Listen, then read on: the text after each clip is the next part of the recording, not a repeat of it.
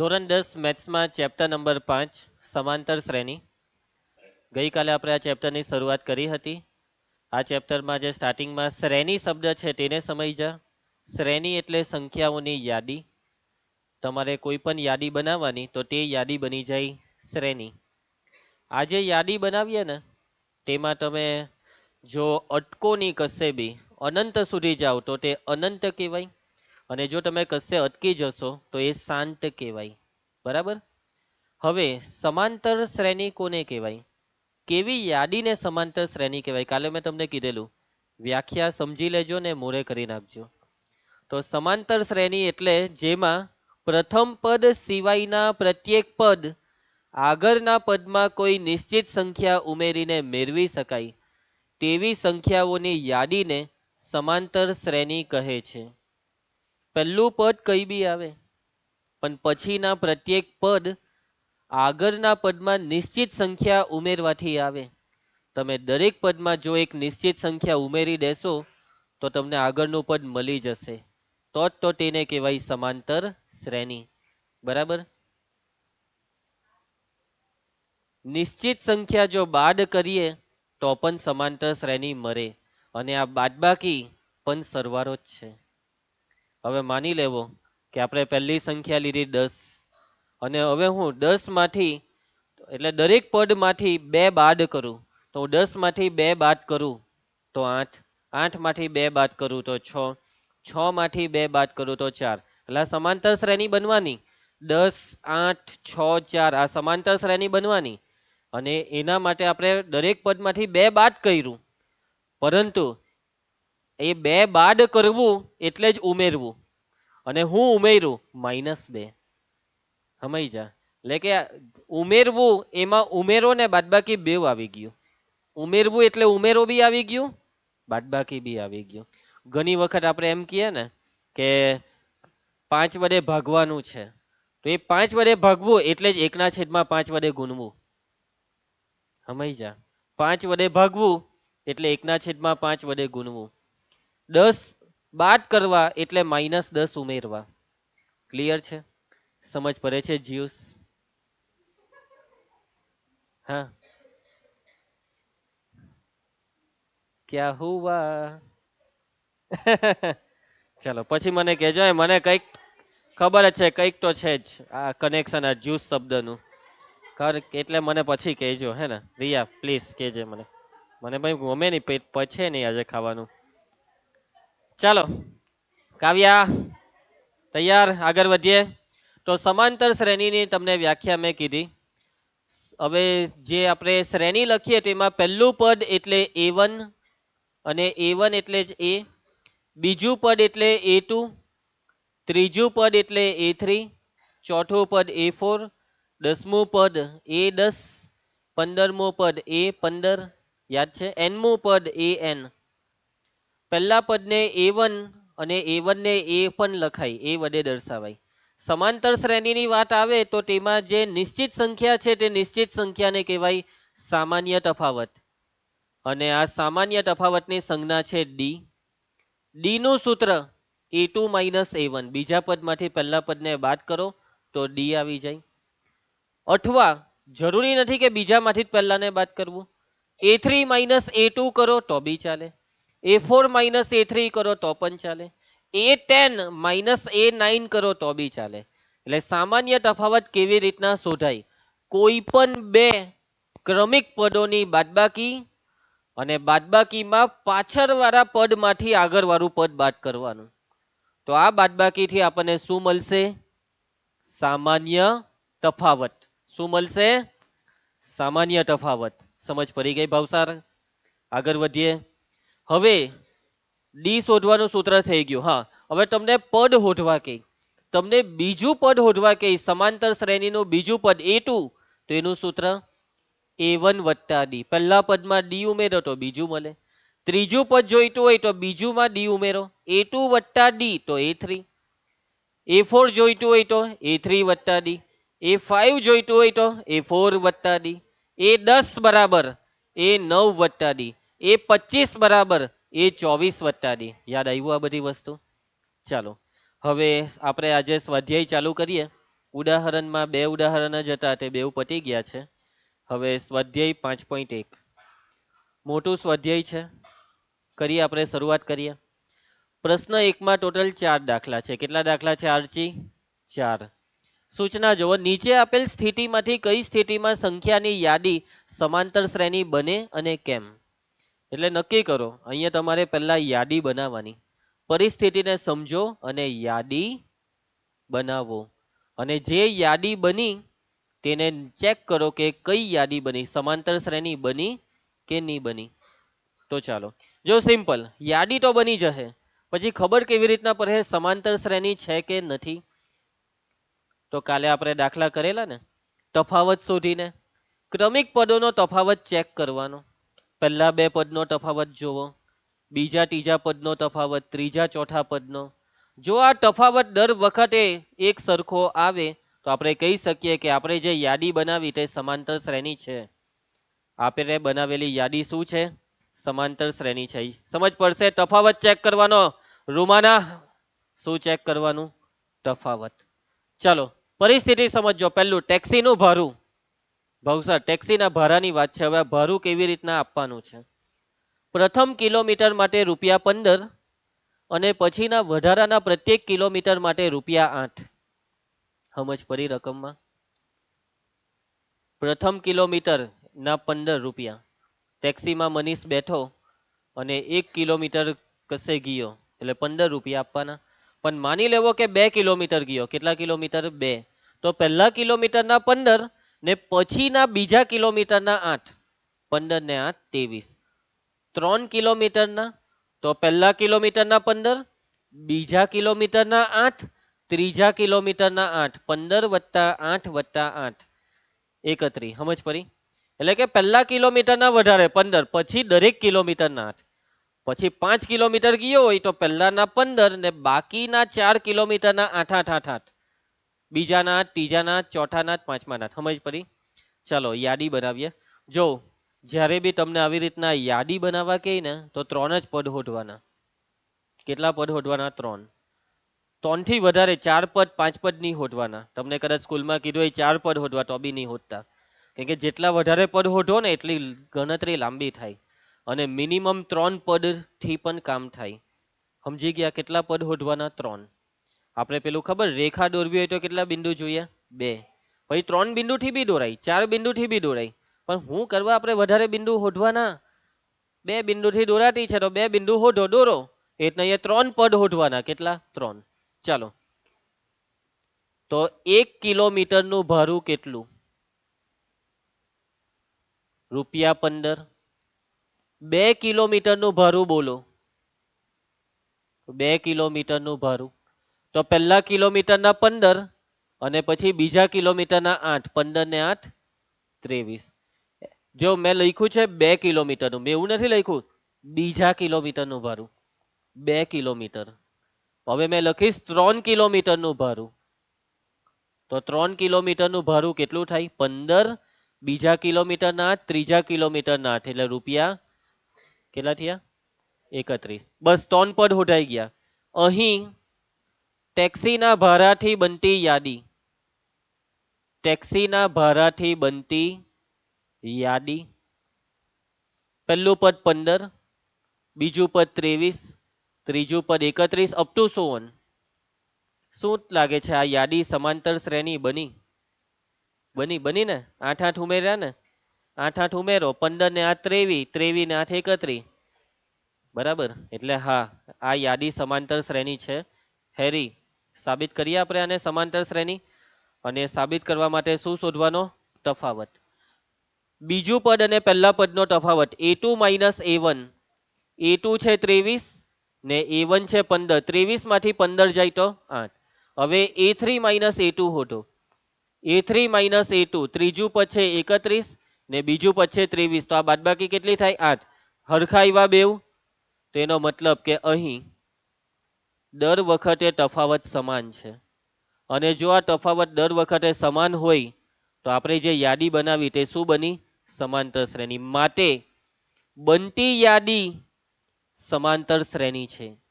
બનતી યાદી સસરે છે. શું છે? સસરે, સસુરે નહીં, સસરે સમાંતર શ્રેણી છે. હા, ચાલો આ દાખલામાં કઈ લેવાનું હતું નહીં, ટેક્સી ભરું એમને આરામથી થઈ ગયો. બરાબર, ચાલો હવે બરાબર સમજજો. હે હવે આમાં બરાબર બુદ્ધિ દોડાવવાની છે. વંશિકા ધ્યાન આપજે. નરાકારમાં રહેલ હવાનું પ્રમાણ, નરાકારમાં હવા છે. શું છે નીલ? હવા. હવાના હવા કાઢવાના પંપ દ્વારા દર વખતે નરાકારની બાકી રહેલી હવાનો 1/4 ભાગ બહાર કાઢે છે. હવા કાઢવાનો એક પંપ છે. પંપમાં એકવાર બટન દબાવ્યું એટલે ચોથા ભાગની હવા નીકળી ગઈ નરાકારમાંથી. 1/4 ભાગ એટલે ચોથા ભાગની હવા. પછી હેરી તો બીજી વાર બટન દબાવ્યું એટલે પાછી ચોથા ભાગની હવા બહાર નીકળે. પણ એ જે ચોથા ભાગની હવા બહાર નીકળી ને કાવ્યા, તે પહેલા જે હવા હતી તેનો ચોથો ભાગ. સમજી જા. હું તમને એક એક્ઝામ્પલ થી સમજાવું છું. એક્ઝામ્પલમાં હું લઈએ, ઉભા રહેજો. 1024 માની લેવો કે નરાકારમાં કેટલી હવા છે ખબર? 1024. 1024 બાર. હવા હવા જે હોય ને તે હવાનું દબાણ કહેવાય, અને દબાણનો એકમમાં એક એકમ બાર આવે. 1024 બાર હવા છે. બરાબર, અથવા એકમને ગોળી મારો. 1024 હવાનો જથ્થો કેટલો છે? 1024. હવે હેરીએ બટન દબાવ્યું, દબાવ, બટન દબા, છે ને એકાદ પિક્ચરમાં, બટન દબા, દબાવ, દબાઈ દીધું. ચાલો, એટલે ચોથા ભાગની હવા હવે નીકળી ગઈ હેરી. એટલે 1024 નો ચોથો ભાગ કેટલું થાય ખબર? 1024 નો ચોથો ભાગ એક સ્ટાર્ટિંગમાં આટલી હતી. હે 1024 ભાગ્યા 4, 4 દુ 8, કેટલા વધ્યા? 22, 4 50 20 ને 4 256. 256 બાર હવા બહાર નીકળી ગઈ. એટલે હવે નરાકારમાં કેટલી હવા વધી? તો આ બેની બાદબાકી કરવાની. આ બેની બાદબાકી 1024 માંથી 256, 14 માંથી 6 જાય તો 8, 2 ની ઉપર 1, 11 માંથી 5 ને આ 0 ની ઉપર 9, 9 માંથી 2 જાય તો 7. 768 બાર હવે હવા બાકી છે નરાકારમાં. હવે હેરી ચાલ બીજી વાર બટન દબાવ. દબાઈ દે. હેરીએ બટન દબાઈ દીધું એટલે હવે હવે પાછી ચોથા ભાગની હવા બહાર નીકળી ગઈ. પણ કોનો ચોથો ભાગ? તો આ 768 નો. જેટલી હવા બાકી હતી તેનો. જો અહીંયા લખેલું છે બાકી રહેલી હવાનો, દર વખતે બાકી રહેલી હવાનો. તો હવે બાકી હવા 768. 768 નો ચોથો ભાગ. એ ભાઈ ભાગાકાર બોલની. 4 દુ 4 એકા 4, 4 નવામ 36, 4 દુ 8. આટલી હવા નીકળી ગઈ. તો હવે આ બેની બાદબાકી કરો. એટલી હવા છે. 8 માંથી 2 જાય તો 6, 16 માંથી 9 કેટલા થાય? 7, 7 ની ઉપર 6, 6 માંથી 1 જાય તો 5. આટલી હવા બાકી રહી. તો જોવો આને, પહેલા આટલી હવા હતી, હવે આટલી હવા છે, ને હવે આટલી. 2 વાર બટન દબાવ્યું એટલે આટલી 576 હવા રહી. પાછું બટન દબાવ એટલે પાછી ચોથા ભાગની હવા નીકળી જાય. જયેશ નું બટન દબાય છે એટલે સમજી ગયા? હવે જો દર વખતે થોડી થોડી હવા ઓછી થાય. જોજે રૂમાના, પહેલા 256 ઓછી થઈ, હવે 192.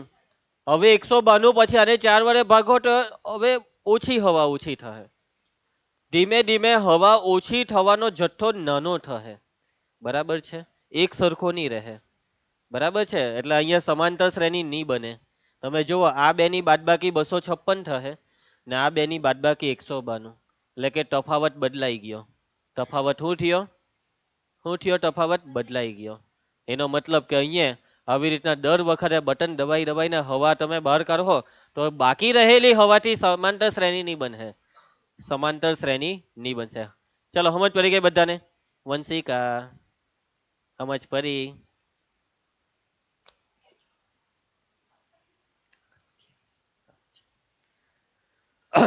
ઓકે, હવે અવાજ આવશે મારો. બરાબર. વિડીયો જોતી વખતે અમુક જણ એવું વિચારે, ઓ અવાજ જતો રહ્યો.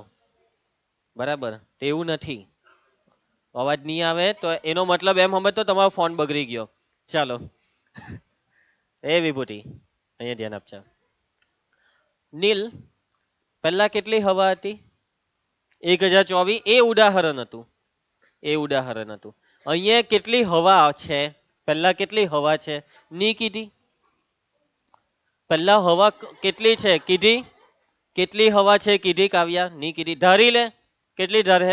એક્સ. હા, ધારો કે ધારો કે શરૂઆતમાં શરૂઆતમાં એકદમ સ્ટાર્ટિંગમાં શરૂઆતમાં નરાકાર નરાકારમાં હવાનું પ્રમાણ એ શરૂઆતમાં નરાકારમાં હવાનું પ્રમાણ કેટલું? એક્સ. દર વખતે કેટલા ભાગની હવા બહાર નીકળે છે? દર વખતે ચોથા ભાગની 1/4 ભાગની હવા બહાર નીકળે છે. બરાબર. હવે જો હું છે ને દાખલો જરાક શોર્ટકટમાં તમને કરાવવાની ટ્રાય કરું છું. એટલે હવે મારો સવાલ ને સમજજો. હે, ચોથા ભાગની હવા બહાર કાઢી તો કેટલા ભાગની હવા રહી અંદર? ચાલો સમજો સવાલને સમજો. ચોથા ભાગની હવા બહાર કાઢી તો કેટલા ભાગની હવા નરાકારમાં રહેવાની?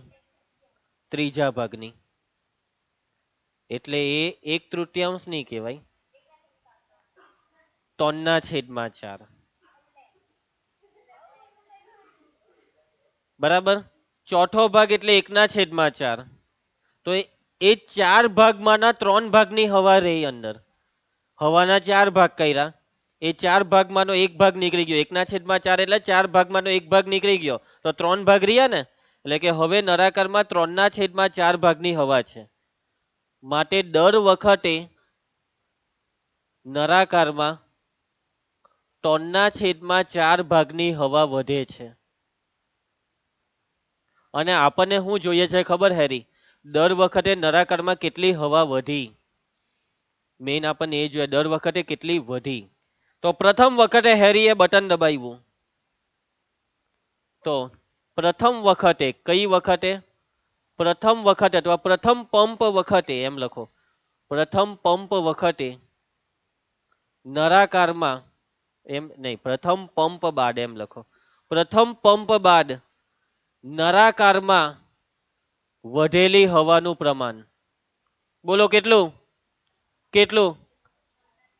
પહેલા જે હતું તેનું 3/4 ભાગ. પહેલા જે હતું તો x નો 3/4 ભાગ એટલે આ બેનો ગુણાકાર 3x/4. સમજ પડે હે? એટલે હવે નરાકારમાં આટલી હવા છે. શોર્ટમાં ચોથા ભાગની હવા બહાર કાઢી એટલે x નો ચોથો ભાગ એટલે x/4. પહેલા x હતી એમાંથી ચોથા ભાગની હવા બહાર કાઢી તો આ બાદબાકી એટલે અહીંયા 4 × 4 નો 4x ઓછા x આખાના છેદમાં 4. આ થાય 3x/4. એટલે આ જવાબ હવે ડાયરેક્ટ આપણે લખવાના આ 3/4 આ વાક્ય પરથી. શોર્ટકટ થઈ ગયું એમ. બાદબાકી હવે આપણે આ બતાવી નહીં પડે. ચાલો એના પછી ચાલ હેરી બીજી વાર દબાઈ દે બટન. જયેશ બીજા પંપ બાદ નરાકારમાં વધેલી હવાનું પ્રમાણ.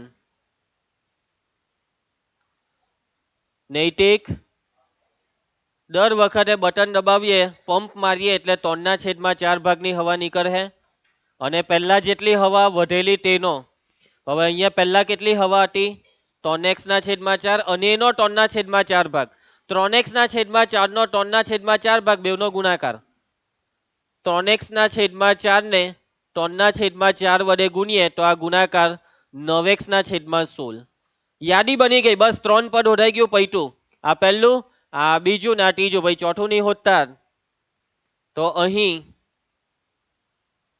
હવાના જથ્થાથી પંપ નહીં, ચાલો હવાના જથ્થાથી બનતી યાદી. ચાલો નિધિ બોલ, પહેલા કેટલી હવા? x. નિધિ બોલવા કીધેલું. હવે કે પછી પહેલા પંપ પછી કેટલી હવા? બીજા પંપ પછી કેટલી હવા? Up to so on.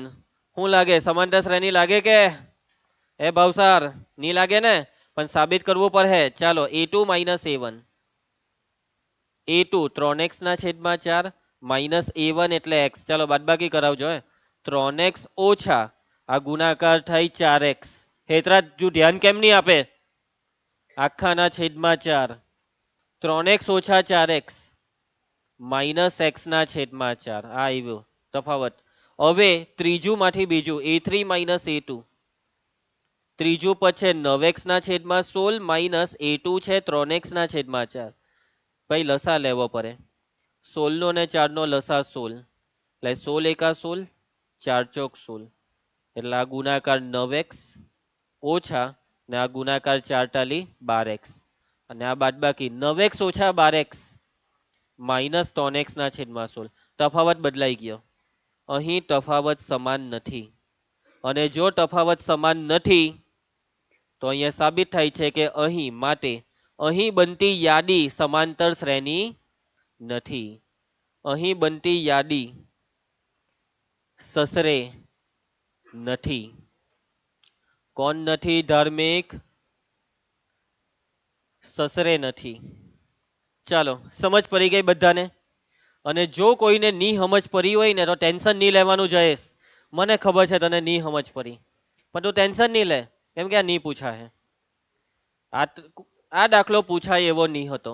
ની બોર્ડમાં, ની સ્કૂલમાં, ની ટ્યુશનમાં. આ તમને અત્યારથી કહી દઉં છું. બરાબર છે, ટેન્શનમાં નહીં આવી જાવ. પરંતુ જો એક વસ્તુ હોય છે કે દરેક વસ્તુ સ્વાર્થ ખાતર ના શીખાય કે આ પૂછાય તો જ મારે શીખવાની. શીખવા માટે બી શીખવાની, જાણવા માટે શીખવાની, સમજવા માટે, બુદ્ધિના વિકાસ માટે, કંઈક નવું જાણવા માટે, સમજી ગયા એટલા માટે શીખવાની હોય છે. એટલે પહેલેથી તમને એમ કહી દે આ નીચ પૂછાય એટલે ત્યાં જ પટી જાય, મગજ જ નહીં ચલાવે. જોયું? નહીં તો ભાઈ આ બટન નહીં દબાવતે પેલો. ચાલો ત્રીજો દાખલો. હે ભગવાન કૃપા કરો. પ્રત્યેક મીટરના ખોદકામ, ભવ્ય ખોદકામ આવ્યું, પેલો ખોદકામ વાળો આવ્યો તો જ લા બજારી જોઈ પાછો તું જ હતો ખોદકામ વાળો. પ્રત્યેક મીટરના ખોદકામ બાદ એક કૂવો ખોદવા માટે લાગતો ખર્ચ. કૂવો ખોદવાનો છે ધ્રુવજીભાઈ, કૂવો. અને એ ખર્ચો પ્રથમ મીટરના 150 રૂપિયા અને પછીના પ્રત્યેક મીટર દીઠ રૂપિયા 50 પ્રમાણે વધતો જાય છે. સમજ પડી? 1 મીટર, પ્રથમ મીટર એટલે પહેલા 1 મીટરના 150, પછી દરેક મીટર દીઠ રૂપિયા 50 વધતો જાય. પહેલા મીટરના 150 તો બીજો 1 મીટર ખોદવાના કેટલા? 200 રૂપિયા. એટલે કે 2 મીટર ખોદવાના કેટલા? 150 વત્તા 200 સાડી 300. 2 મીટરના સાડી 300. ઘણા હું સમજે 2 મીટરના 200, 2 મીટરના નહીં, બીજા મીટરના 200. પહેલા મીટરના 150, બીજા મીટરના 50 વધ્યા એટલે 200 ને 2 મીટરના ટોટલ થઈને 1 મીટરના પહેલા મીટરના વત્તા બીજા મીટરના એટલે 150 વત્તા 200 સાડી 300. ચાલો ભાઈ, તો શું લાગે સમાંતર શ્રેણી બને કે? અહીંયા છે ને 1 મિનિટ, તમે સરવાળો નથી કરવાનો હે, દર મીટરનું લખ્યા કરવાનું છે એટલે બને. દર વખતે 50 50 વધતો જશે, 50 50 વધે એટલે સમાંતર શ્રેણી બની જ જવાની ને. બરાબર શેતાન શું ધ્યાન આપ. અહીં પ્રથમ મીટરનો ખોદકામનો ખર્ચ, ખોદકામનો ખર્ચ જયેશ જોઈ લેજે, પૈસા લેવાની સમજ પડે તો રૂપિયા 150. એના ભાઈ આટલા સસ્તામાં નહીં ખોદાય. બીજા મીટરનો ખોદકામનો ખર્ચ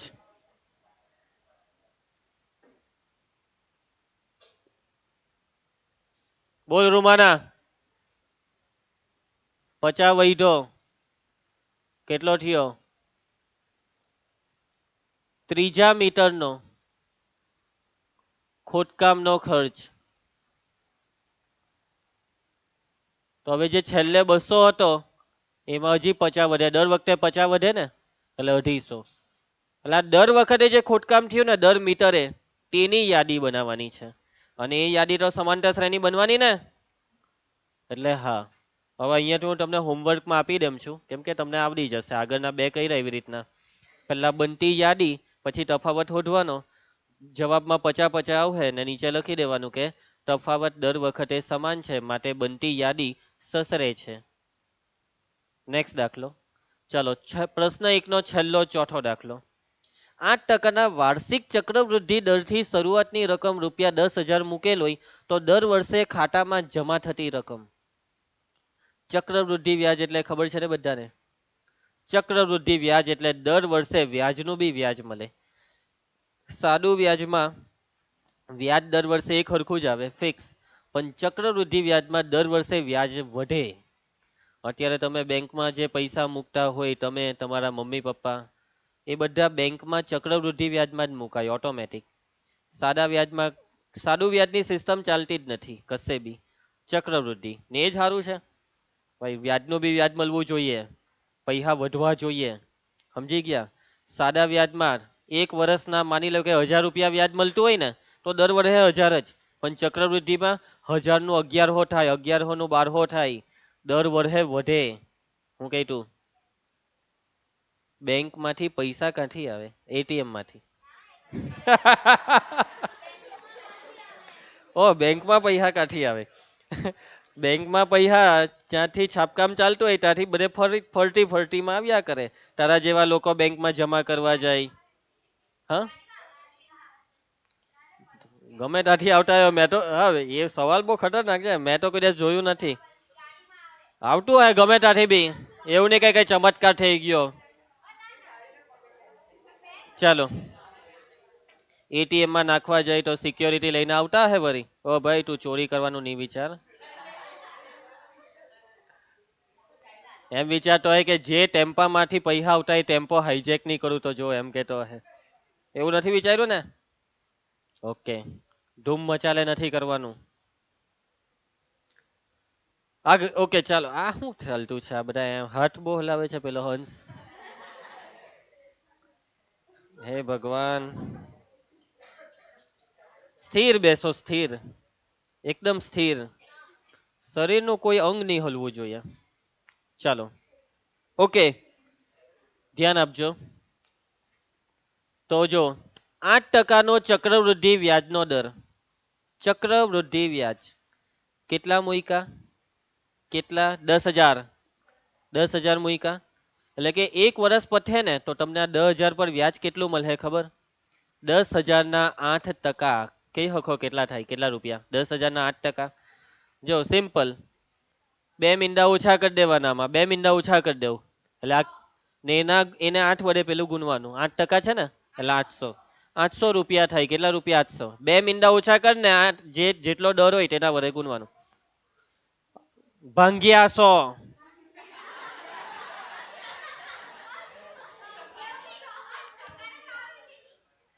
10,000 ના 8% એટલે કે 10,000 ગુણ્યા 8 ભાગ્યા 100. એટલે તો બે મીંડા ઓછા કરવા કીધા. એટલે 100 ગુણ્યા 8 એટલે 800 રૂપિયા. તો ગુણ્યા 100 હાના કરવાની? હા હા, હવે અહીંયા કા ગુણ્યા 100 કરવાની? પછી તો ટકામાં ફેરવવું હોય તો, ટકા લાવવા હોય તો 100 વડે ગુણવાનું, ને ટકો કરવો હોય, ટકા લાવવા હોય તો 100 વડે ભાગવું. ટકા લાવવા હોય તો 100 વડે ભાગવાનું. ચાલો, ઓકે બોયસ, ધ્યાન આપજો. ગર્લ્સ તમે પણ. બે મેં ગર્લ્સ બોલ્યો તો ના કેમ પાડે તો? બસ બસ, એ ભાઈ આ છેલ્લે છેલ્લે પટાવા દો. 10 મિનિટ ખેંચી લઈએ. ચાલો, આ છેલ્લું જ છે. ચાલો ને ભવ્યેશ, તો પહેલા જોજો, પહેલા વર્ષે 10,000 ના 8% એટલે 800 રૂપિયા નૈતિક મળવાના. 800 રૂપિયા વ્યાજ. સમજી ગયો? પાર્ટી કરાવવાની.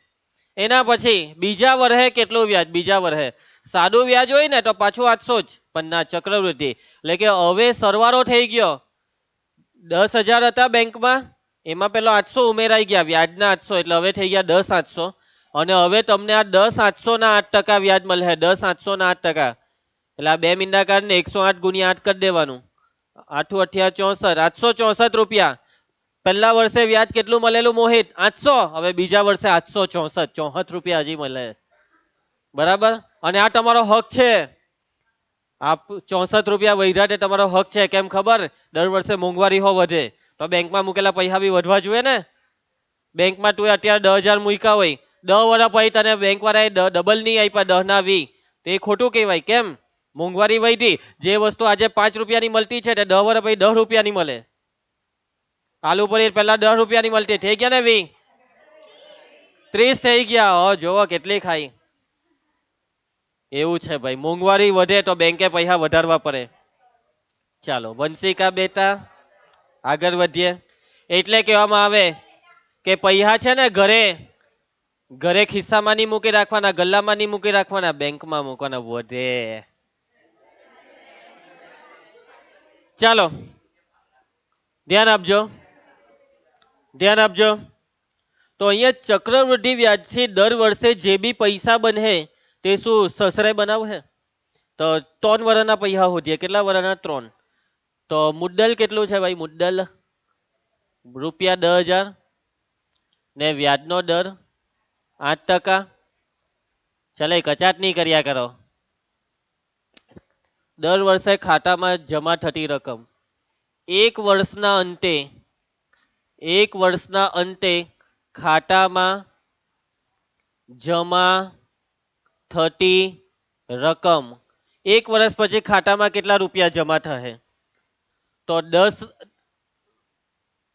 10,000 પહેલા હતા અને એ 10,000 માં 10,000 નું 8% વ્યાજ, 10,000 વત્તા 10,000 નું 8% વ્યાજ, એટલે કે 10,000 ને 10,000 ના 8%, એટલે કે 10,000 ગુણ્યા 8/100. ટકા કરીએ તો ગુણ્યા કરીને 100 વડે ભાગવાનું, એટલે 10,000 વત્તા 800, એટલે 10,800 રૂપિયા. કેટલા રૂપિયા? 10,800. 1 વર્ષ પછી ખાતામાં પૈસા થઈ જાય 10,800. હવે 2 વર્ષના અંતે ખાતામાં જમા થતી રકમ, 2 વર્ષના અંતે ખાતામાં નીલ થતી રકમ. તો 1 વર્ષ પછી ખાતામાં કેટલા છે? 10,800. અને આ 10,800 નું પાછું 8% વ્યાજ તમને મળે. રકમ વત્તા વ્યાજ, બરાબર? મૂકેલી રકમ વત્તા વ્યાજ. તો 10,800 વત્તા 10,800 ના 8%, 10,800 ગુણ્યા 8/100. નૈતિક સાદું રૂપ 10,800 વત્તા કેટલા થયા? આ 864. સરવાળો કરો, છેલ્લે 64, 8 ને 8 16, 11,664 રૂપિયા. હવે એના પછી નેક્સ્ટ 3 વર્ષના અંતે, 1 2 ને હવે ત્રીજું પદ શોધવાનું છે. 3 વર્ષના અંતે ખાતામાં જમા થતી રકમ. ચાલો, એટલે કે આ 2 વર્ષ પછી 11,664 અને 11,664 નું બીજું 8% વ્યાજ. તો 11,664 ને 11,664 ના 8%, એટલે ગુણ્યા 8/100. ચાલો ભાઈ, પોઈન્ટમાં આવી ગયું. 11,664 વત્તા આ ગુણાકાર, 8 ચોક 32 વડી 3, 8 છંગ 48, 49 50 51, 8 છંગ 48 ને 5 53 વડી 5, 8 એકા 8, 9 10 11 12 13, 8 એકા 8 ને 1 9, ને નીચે 100 છે એટલે આ 2 પોઈન્ટ કાપ્યા, 933.12 રૂપિયા વ્યાજ થઈ ગયો. ને હવે આ સરવાળો કરી દો ભાઈ, તો આ 0.12 બેઠા, 4 ને 3 7, 6 ને 3 9, 6 ને 9 6 દુ 12 13 14 15 વડી 1, 11 ને 1 12. આટલા રૂપિયા થઈ ગયા જયેશ. 12,597. 10,000 ના 3 વર્ષ પછી 12,597.12 રૂપિયા. બરાબર? તમને બેંકમાં દર 6 મહિને ચક્રવૃદ્ધિ લાગે, ખબર? દર 6 મહિને, વર્ષે નહીં લાગે. ચાલો ભાઈ, તો બસ યાદી બનાવી દઉં. માટે અહીં બનતી યાદી, અહીં બનતી યાદી કેટલું હતું? 10,800. નેક્સ્ટ 11,664. નિધિ નેક્સ્ટ 12,597.12. જયેશ નેક્સ્ટ. નેક્સ્ટ આવે ડોટ ડોટ ડોટ. બરાબર છે? આજે જરાક ઠંડી લાગતી છે મને, બંધ જ કરી દઉં. ચાલો,